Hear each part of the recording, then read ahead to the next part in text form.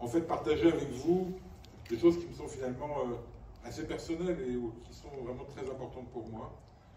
Vous le savez, je suis maire de Fontenay-aux-Roses, ça a été dit, je suis médecin hospitalier.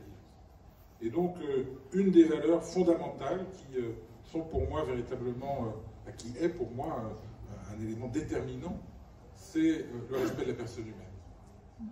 Et donc, je dirais que je pourrais vous parler des programmes économiques probablement un peu délirants d'un certain nombre d'extrêmes. Je pourrais vous parler de stratégie électorale, mais moi je préfère vous parler de valeurs qui sont fondamentales. Je voudrais aussi vous confesser une chose, je suis pour ma part finalement ce qu'on appelle un pur produit de la méritocratie républicaine, puisque mes parents étaient tous les deux orphelins au lendemain de la Deuxième Guerre mondiale. Ils ont pu, grâce à la République, grâce à l'école de la République, grâce à l'université de la République, faire des études, acquérir un diplôme, trouver leur place dans la société, participer finalement à la société française. Moi-même, j'ai, grâce à l'école de la République, grâce à l'université, pu me former pendant 15 ans avant de devenir chirurgien. J'ai pu effectivement devenir professeur de médecine sans être ni le fils d'un grand patron, ni, je dirais, sans avoir un réseau particulier. Donc, tout cela, ça nous amène à un certain nombre de valeurs qui sont les valeurs de la République française. Alors, bien sûr, les valeurs de la République française, liberté, égalité, fraternité, ce sont celles qu'on évoque après chaque attentat, après chaque grand événement. Ce sont des concepts, finalement, qui sont parfois abstraits, mais en fait, ce ne sont pas que des concepts. Si aujourd'hui nous sommes ici, si aujourd'hui nous pouvons nous exprimer, c'est parce que nous sommes dans un pays libre, parce que nous sommes libres d'exprimer nos opinions, parce que nous sommes libres de nos choix d'opinion, de nos choix de carrière, de nos choix privés. C'est parce que nous sommes libres d'entreprendre.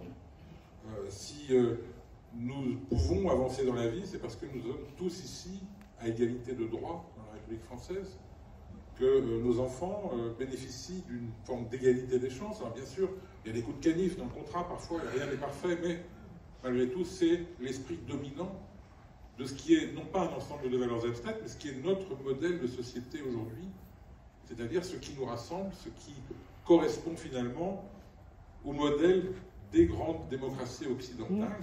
Et on voit bien qu'aujourd'hui, ce qui se joue chez nous, et qui se joue d'ailleurs dans pas mal de pays, c'est une remise en cause de ce modèle. C'est une remise en cause de ces valeurs. Et moi, je vous dirais que je suis atterré par ce que j'observe depuis quelques semaines au niveau du paysage politique français. Quand je vois que des gens qui jusqu'alors se prétendaient gaullistes, pardon Georges, je pense que tu es d'accord avec moi sur ce point, et qui passent des accords avec le Rassemblement national, un parti qui, certes, tente de se normaliser, nous présente un visage jeune et avenant, dans la personne de Jordan Bardella, mais dont on voit bien que le vernis de la normalisation craque bien souvent quand il s'agit de sujets internationaux, comme l'a rappelé Jean-Louis, quand il s'agit de xénophobie, quand il s'agit d'antisémitisme. Que le Parti socialiste, un grand parti républicain, voilà, Jaurès, Blum, Chevènement, Mitterrand, passe des accords avec la France Insoumise, un parti qui instrumentalise le communautarisme, qui est d'une complaisance invraisemblable, inacceptable, avec l'antisémitisme, qui finalement fait la somme des rancœurs en espérant gagner le pouvoir par la somme des rancœurs accumulées dans chaque catégorie sociale de la nation, qui en fait a comme but avéré la destruction de la Ve République. C'est dans ce programme. Alors, moi, je dois dire qu'en tant que médecin, en tant qu'homme, ce qui m'a beaucoup touché ces derniers mois, finalement, c'est l'explosion des actes antisémites. Et quand je vois que la France insoumise confond volontairement le sionisme avec la confession juive, ben, qu'est-ce qu'ils font en faisant ça? Ils font finalement ce qui s'est déjà produit dans l'histoire, c'est-à-dire qu'ils transforment nos compatriotes juifs en des étrangers sur leur propre sol. C'est quelque chose qui est grave, c'est quelque chose qui doit nous interpeller au nom des valeurs, justement, et pas seulement au nom des programmes. Et donc, je voudrais d'ailleurs dire que, parce que l'antisémitisme, les actes antisémites, ça n'est pas seulement aussi des infos qu'on perçoit sur la télévision. Moi, je pense ce soir, par exemple, à la petite fille de 12 ans qui s'est fait agresser par des ados à peine plus âgés qu'elle, qui lui ont fait subir un sort fortement inspiré des vidéos qui traînent sur les réseaux sociaux à propos des attentats du 7 octobre. Des attentats que la France Insoumise n'a toujours pas qualifiés d'attentats terroristes, ni de crimes contre l'humanité, ce à quoi ils ressemblent bien plus, finalement. pour les parents de cette petite fille, à mon avis, les valeurs, elles comptent plus aujourd'hui que les programmes des différents partis.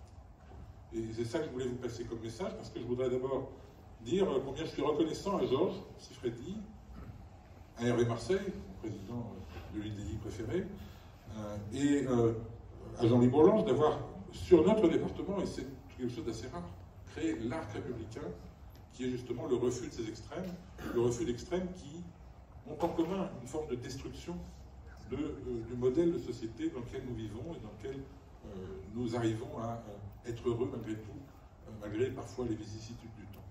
Et donc, merci à toi, mon cher Georges, de cette sagesse qui permet que nous soyons tous ici rassemblés, et parfois avec des étiquettes politiques différentes, pour nous opposer à la victoire d'extrêmes ou de partis qui sont finalement inféodés aux extrêmes, puisque le Parti socialiste aura bien peu de pouvoir sur l'alliance électorale qu'il a passée avec la France insoumise. Voilà ce que je voulais vous dire, et finalement ça tombe bien parce que dans ce cadre de l'arc républicain, eh bien, le candidat que nous avons retenu, c'est Jean-Didier Berger. Alors, pour certains qui s'en souviennent, j'ai été candidat il y a 2 ans aux élections législatives, et je portais un message très clair. Je disais une chose, je disais, il n'y a plus assez d'élus locaux à l'Assemblée nationale. Depuis est tombée une forme d'interdiction d'être à la fois maire et parlementaire, eh bien, on voit bien que cette tendance qui existait déjà, mais qui s'est particulièrement renforcée depuis, est que notre représentation nationale est souvent hors sol, déconnectée des réalités du terrain. Et moi, je suis très heureux qu'un maire, que je connais depuis 10 ans, qui sait la difficulté de faire, qui sait la difficulté de traduire une réglementation, une loi, pour que ça fonctionne sur le terrain, puisse porter une petite parcelle de ce bon sens des élus locaux à l'Assemblée nationale. Quant au talent de Jean-Didier Berger, il n'y a pas besoin, je crois que tout le monde en est ici convaincu, nous savons tous qu'il a à la fois le talent, les qualités, à la fois pour nous représenter et pour porter la voix de nos territoires à l'Assemblée nationale.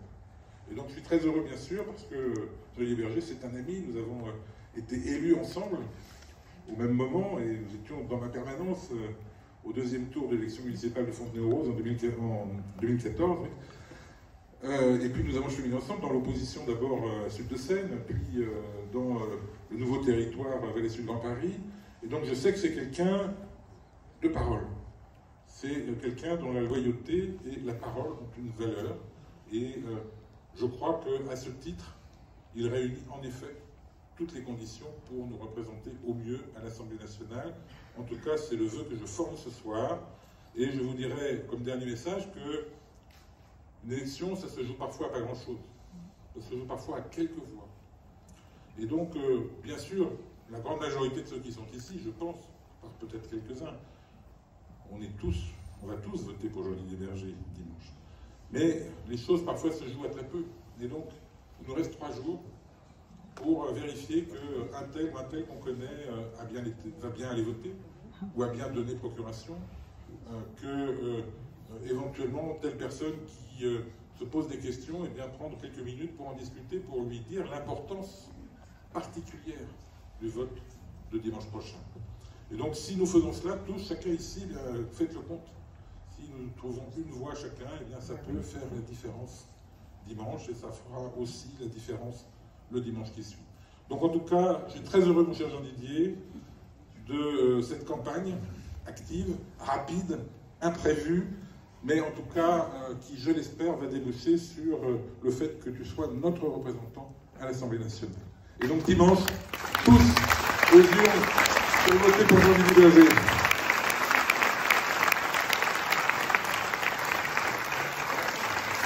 Merci Laurent. Donc, comme je vous l'ai dit, président du conseil départemental des Hauts-de-Seine depuis 2020.